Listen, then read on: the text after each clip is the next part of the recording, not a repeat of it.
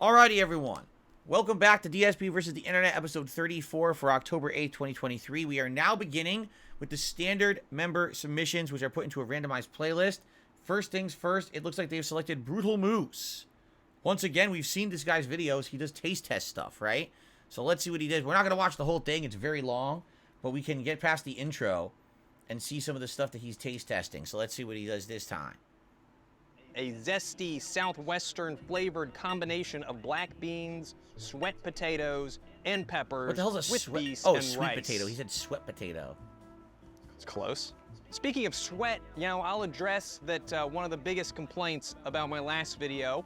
A lot of freeze-dried food frequenters claimed that this would be better if I actually went out, hiked, worked up an appetite, that kind of thing. But I mean, did you not watch the video? I was outside that entire time. I like Okay, that, well, the green screen. It's literally shaking my table right now, so it should be ready. So it's freeze-dried food that you add to boiling water to hydrate it, and then you eat it. Really? Oh, it smells really good, actually. Oh, man. Oh, can you see that? Oh, doesn't that look tasty? Got your beans, got your rice. I feel like this one could be pretty good. It's probably gonna be better than the freeze-dried biscuits and gravy was. The smell is also just great. You can tell that it's got some type of flavor. It's got some type of scent, smelling. So is it gonna be like a beef stew? It's gonna make like a beef stew out of it. All right, you can see it's. You're supposed to put it in the bag? You are? Some bubbly and corny in there. Yeah, I guess so. Of Because course. it's foil lined. I guess you're supposed to put it in the bag. That's weird. All right. Oh, shit, I'm supposed to stir thoroughly. Hold on. Well, it's pretty liquidy, honestly. It's pretty, Ew. pretty loose. He added the sound effects like a slosh. I know you're not supposed to eat the oxygen packet, but is it okay to lick it? It's got some nice flavor on it, too. Ew. No, you're not supposed to lick that. Ew.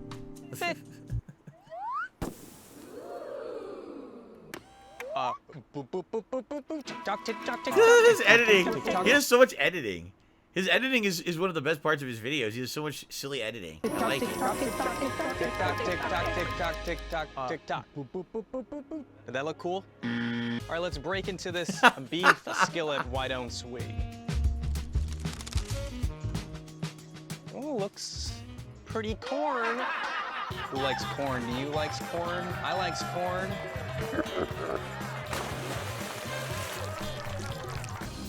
Look at that. The pour cam. Bag cam. It still smells pretty good. It smells very, pretty good. I also feel like I smell Pretty good. definitely some citrus in there. Is there lemon? Crystallized lime, citric acid, lime oil, and lime juice. Lime juice. I can definitely taste the lime.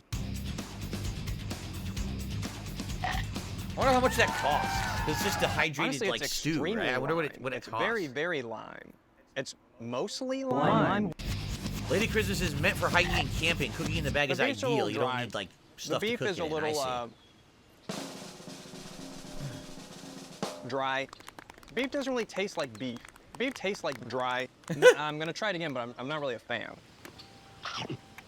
In fact, I would maybe say that it's flavorless except for the lime. I'm having trouble tasting any other part, despite how That's because it's dehydrated. nice and When you dehydrate food, it loses flavor. I mean, yeah.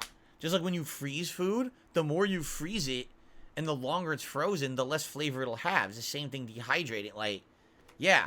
So I'm not surprised. All he tastes is lime. So it's not that good. Is there another one to watch? Let's see. Broccoli? I don't care about freeze-dried broccoli.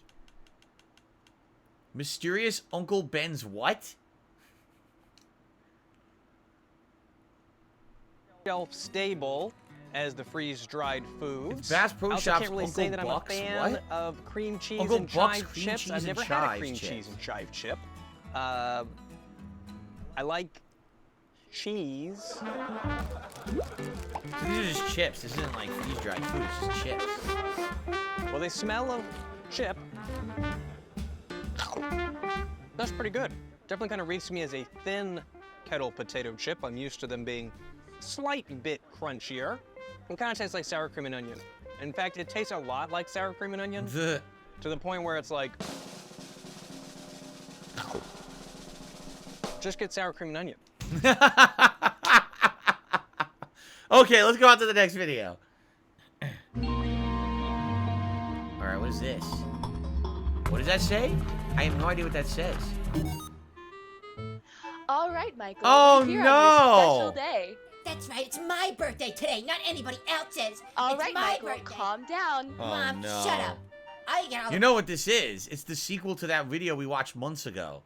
That weird-ass video with the rats and shit. It's the sequel to that. Oh, my God. presents. Kathy doesn't get any because she's an idiot. Come on, Michael, you ruin your fucking birthday every year for everybody else. We get it. I went through so much trouble to get you this Rats mixtape. I know how much you like them. Can we just dance together as a family for once? Did you just put the tape in the toaster? Rats, we are the rats. Celebrate another one of birthday rats. Michael, it's your birthday today. Take an ice cream. It's Come on on. its way. And Michael, you're such a good boy this year. Open up your gifts while we all cheer.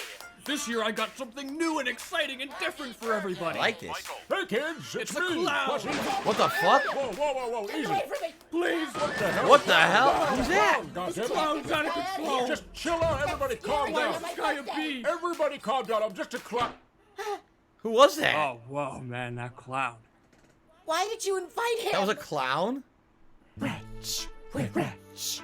We're The rats are coming back! Oh no! They're coming out of the toilet! We're the rats. I'm the giant rat that makes. Hey, wait. I'm stuck. I knew this was a bad idea. I'm stuck. How did you do? You're making us late to the birthday party. I'm the giant rat. I make all the rules. You need to help me out of here now. You know, you say that, but Oh, I flushed his ass!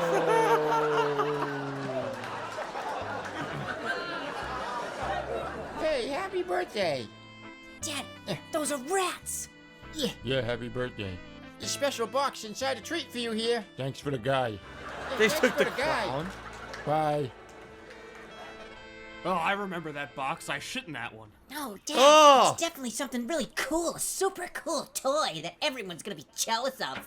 Hey, what's up? I'm your new best friend. We got a problem. The fat guy doesn't fit down the toilet.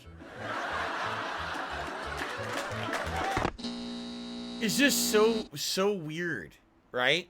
Like, some of it's funny, some of it's just so odd. It's hard to know how to react to it. Like, how do I react to this? Some of it is alright, but, like, some of it's just, like, fucking so weird. They had to have been high making this, right? I mean, it's 8 years old, 9 years old. Germa, I don't know who this is. You had to have been, like, under the influence of something. I don't think that anyone could, like, normally make this if they were in their right mind. You know what I'm saying? But it's like, I would say it's semi-entertaining. I think I want to go to the next video. Yo, dumbass, when you were in the fucking passenger seat and the red guy was driving it,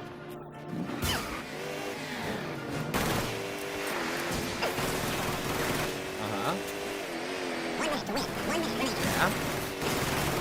Uh-huh. Yes? you do realize you could have fucking pummeled him to death. You were a fucking dumbass, you cost us the goddamn game, burn in hell, motherfucker.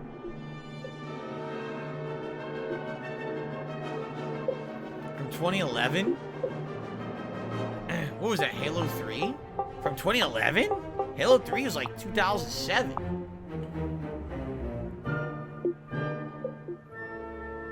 You did it on purpose, didn't you?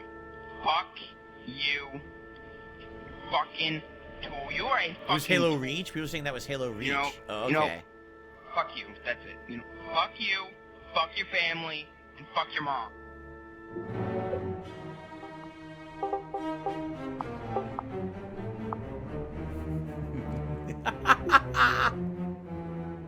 Stop sending retarded faces, or I will fucking track you down and kill you. Wow. I am a hacker, so fuck off.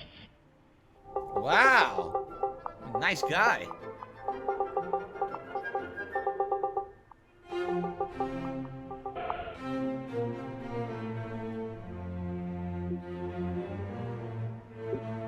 better be, bitch.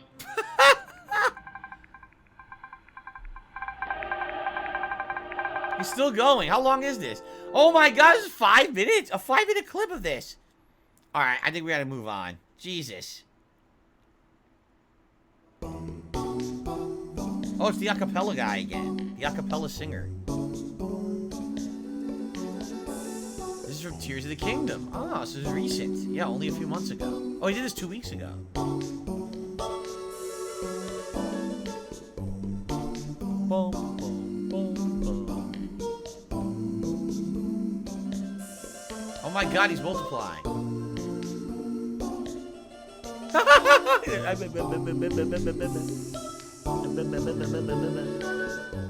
His name is Smooth McGrew, if anyone's interested. Acappella guy. Does his marvelous beard and hair accentuate the sounds? Does it make it sound even better? Maybe I should grow out my beard and hair. What do you think? I missed his cat. Oh, his cat was in the frame. I did miss it.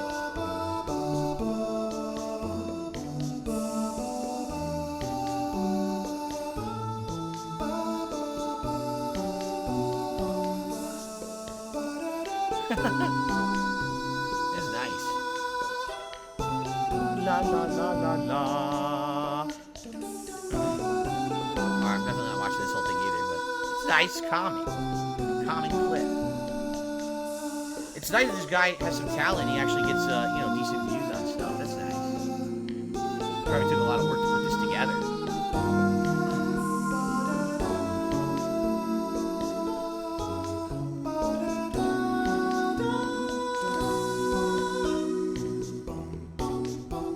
Okay, onward. This video is sponsored by CyberGhost VPN. Oh, good. What is this? Minor If someone spoilers asked me ahead? how I got into films, without any hesitation, I would say it's because of horror films.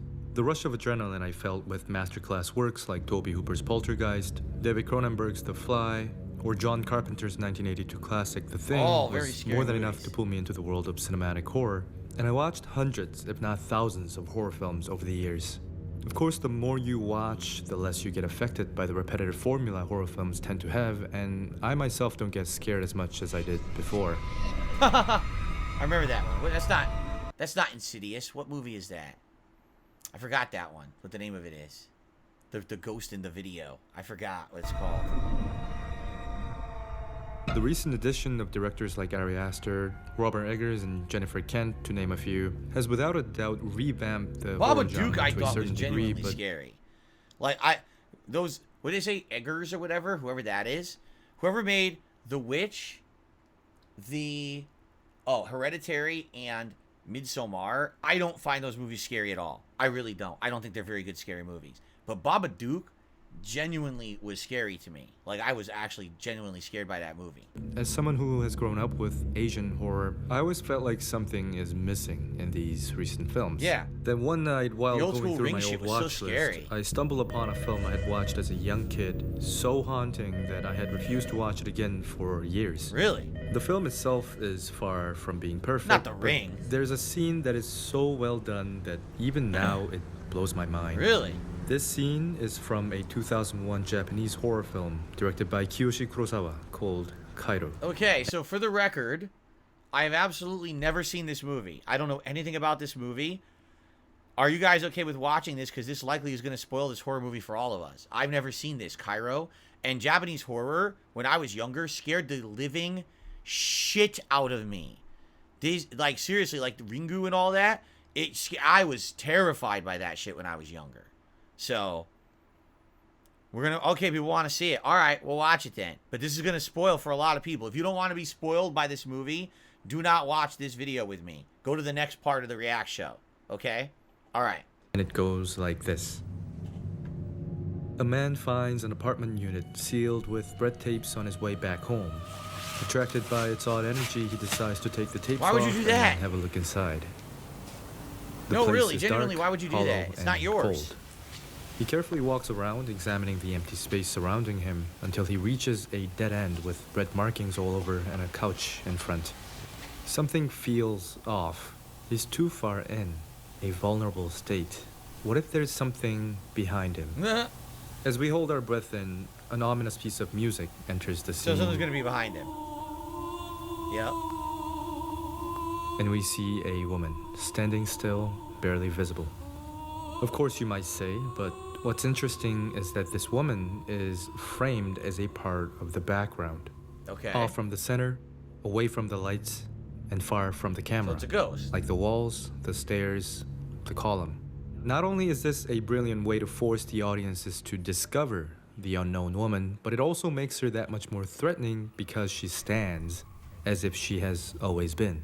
But this isn't the climax of the scene. It's what she does next that's truly terrifying. Starts walking forward. She walks. Yep. And she walks like this. Super slow. Uh-huh. It's a woman walking incredibly slowly. Oh! She stumbled. What the hell? What was that? That was very odd. Right? Now, of course, this scene works better within the context of the film, given that you are invested in the plot leading up to this moment. And everyone is different, but for me, this was one of the most terrifying scenes of all time. That was? But why is this so scary? Yeah, it's not Everything scary to me. from the framing to the coordination of the ghost movements. Honestly, are like, there's two things going on. Like, number one, if I was seeing that movie for the first time, I would, at first you'd think it's a ghost, but then when she starts walking and looks normal, I think maybe she's not a ghost. Maybe she's a person who stumbled, right? So I wouldn't even think that's a ghost. That wouldn't be scary. all counterintuitive, defying the conventions of a horror movie. There are no jump scares, no jump cuts, and no over-dramatization. It's locked in, quiet, and truthful. It shouldn't scare us, or should it? Many would think that this way of showing a ghost would result in its appearance feeling dull and boring. But understand that being frightened by a loud noise or a sudden appearance is a temporary sense of surprise. Surprise! Not fear. Fear comes from ambiguity, the uncertainty of the opponent's motivation, its identity, unsure of our safety, Ghosty. perplexed by its entrance. Take a look at the way she is portrayed on screen. She's not wearing a white gown with long hair. She's not transparent. She doesn't create any statics. She's just a woman in a dress, openly human in her appearance. Right, she looks like a human. Where she's different She doesn't even look is like a in ghost, her honestly. presentation. Now, she could have instantly transported across the room or crawled extremely fast toward the camera, but we've seen that a million times, and more importantly, that would be so inhuman that it would overpower and nullify her human characteristics, taking the tension out of the scene.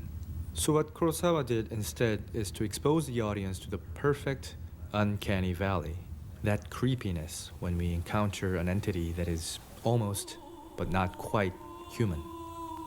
So again, instead of a teleportation, she walks in slow motion. The horror augmented by its inhuman gestures, flowing like water, but in the form of a person. That's creepy enough, but the peak of the scene, in my opinion, is when she wobbles and almost falls down. There are a number of things happening here. First, the lighting.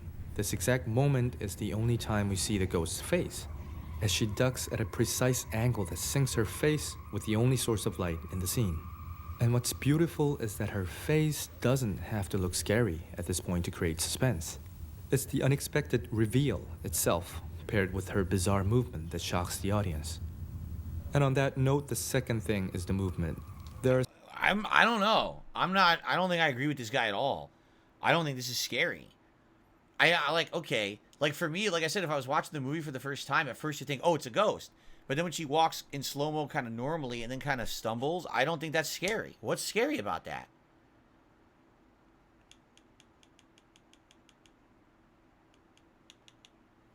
Well, I think we're going to watch another clip. I'm going to be honest, that was kind of a bust. I thought it was going to be way scarier. I'm not scared at all. Okay.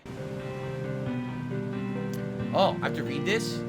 I do. Tangled within the roots of the Erd tree deep below Landel sits the body of the once noble Godwyn the Golden. The decayed body of Godwyn. Yeah, this is where I finished. This is where I just ended my second run of Elden Ring. This is the decaying body of Godwyn, and this is where you get the optional boss fight against what is it? The decayed dragon Fortificax, or whatever the hell his name is. Yeah. So here we go. Suspended in a state of half death, Godwyn's soul was slain, but his body took on the profane unlife as the Prince of Death. Okay. Yeah, there he is. Corrupted by the death of his soul, Godwyn's body has undergone a strange, bizarrely aquatic transformation. Yeah, see, it has like scales on it. In order to get a better look at these unusual features, we can take him above ground somewhere brighter. Wow, look at this. So you can actually see what he looks like now. His appearance is something similar to a grotesque mermaid, his legs having been replaced with a fish-like tail. We're gonna find out the lore of this now. He still wears the same fine waistcloth as he did in life, emblazoned with an intricate gold and red floral pattern. Thorny black spines twist outward from his body, the same as can be seen when the player dies from death blight. Ah. Similar to his tail, his arms have jagged, pristine fins, but they're mostly humanoid, and his bracelets remain intact. His skin is a ruddy orange up front with a black backside. His hands ended webbed fingers with sharp claws. So, when he died, when his soul died, he mutated. Strangest of all, his clam-like head with his distorted facial features inverted. His nose leads up towards his scalp. Once brilliant golden hair hangs like limp, dull seaweed interwoven with strange root-like finned tendrils. How weird. Strangely, a second instance of Godwyn can be found here below Stormvale Castle, embedded in the ground. Right. When I was playing Elden Ring, and originally you could see that from up top, I was like, well, I want to go down there. When we went down there, there's an optional boss. It's the first corrupted tree root, or whatever it's called, the corrupted tree boss. And when I killed it, I was like, gee, is this Godwyn? So is this part of the lore of the game? And then apparently later on, you find out that's not him, but because you find him, you know, again, where we just saw him. So then what is this? What is this if it's not him, right? Why it may look like only his head, his torso, and parts of his arms are also modeled, implying an entire second body. Rogier refers to it as a sacred relic of the assassination of Godwyn, so it may possibly be his original body. What exactly this suggests about Godwyn isn't clear. It may even be a relic of some earlier design concept for him. While Godwyn's transformation may seem inexplicable at first, undeath has some connection to water in Elden Ring. If nothing else, this appears to be supported by the numerous tibia mariners found across the lands between. One possible inspiration for this is the Japanese myth of the Ningyo, a cursed mermaid-like fish with human features. Capturing a Ningyo is said to bring misfortune. Any who consume its flesh are cursed with an unnatural longevity. Huh. This myth seems to have been central to Sekiro, to the point that the divine dragon itself is named Ningyo Ryu in its AI. It has also likely served as inspiration for Koss in Bloodborne, as the violation of her corpse brought tragedy to Yarna. Koss supposed to be the freaking alien. While initially bizarre, Godwyn's unusual form may start to make some sense when viewed as part of the recurring theme.